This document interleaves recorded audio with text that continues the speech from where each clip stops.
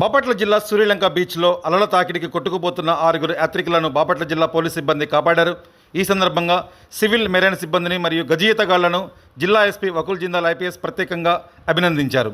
సముద్రంలో సుడిగుండాల వలన ఇటువంటి ప్రమాదాలు జరుగుతున్నాయని, యాత్రికులు అప్రమత్తంగా ఉండాలని, పోలీస్ శాఖ సూచనలు పాటించాలని జిల్లా ఎస్పీ వకుల్ జిందాల్ ఐపీఎస్ సూచించారు.